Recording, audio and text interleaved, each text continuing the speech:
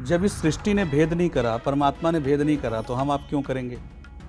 हमारा सौभाग्य है कि हम ऐसी धरती पे जन्म लिए हैं जहां से सृष्टि के सारे ज्ञान, साहित्य और शास्त्र उपजे हैं। परमात्मा को किसी भी तरीके से याद किया जा सकता है, उनसे जुड़ा जा सकता है।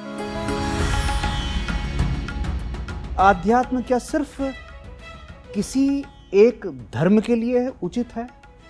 क्योंकि जितना भी इसके अध्यात्म को मानने की चीज़ें हमारे सामने प्रदर्शित होती हैं, ये सारा कहीं ना कहीं एक धर्म को लेकर के प्रदर्शित होती है, ऐसी धारणा बनी। जब इस सृष्टि ने भेद नहीं करा, परमात्मा ने भेद नहीं करा, तो हम आप क्यों करेंगे। निश्चित रूप से अध्यात्म हर किसी के लिए। हमारा सौभाग्य है कि हम ऐसी धरती पे जन्म लिए हैं जहां से सृष्टि के सारे ज्ञान, साहित्य और शास्त्र उपजे हैं, जहां पर परमात्मा की विशेष कृपा रही है, जहां पर एक से एक महापुरुष देवी देवता ने अवतार लिए हैं।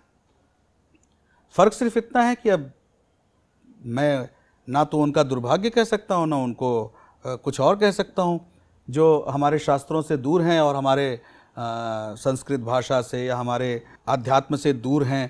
तो परमात्मा को किसी भी तरीके से याद किया जा सकता है, उनसे जुड़ा जा सकता है। जैसे कि मैंने आपको कहा कि सबसे सरल उपाय क्या है, सबसे सरल भाव में अगर हम अध्यात्म समझें तो क्या है। स्व पे केंद्रित होना, स्व की ऊर्जा को जानना, प्रकृति की ऊर्जा को जानना, उससे तारतम्य जोड़ना और एक संतुलित जीवन जीना। उस संतुलित जीवन में सब कुछ आ जाएगा।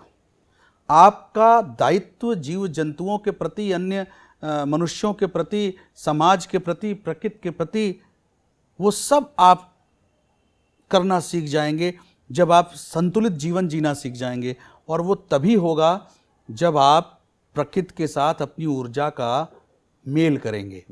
हालांकि बिना विधि के थोड़ा कठिन होता है ये, पर बहुत सारे संत महात्माओं को आप देखिए, उनके क्या धर्म थे।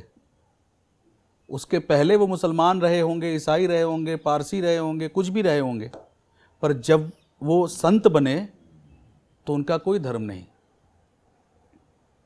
उन्हें कुछ नहीं आया, तो उन्होंने सिर्फ योग शास्त्र से, प्रकृति से जुड़ने की कोशिश की, परमात्मा से जुड़ने की कोशिश की। और वो ये कह के मरे कि मेरा कोई धर्म नहीं है, सिर्फ मानवता मेरा धर्म है। योग शास्त्र, ज्ञान शास्त्र, ये जब ये मिलते हैं, जब इनका मिलन होता है, तो मुझे ऐसा लगता है कि परमात्मा के दर्शन होते हैं। योग शास्त्र दैहिक है, ज्ञान शास्त्र चक्षु का है।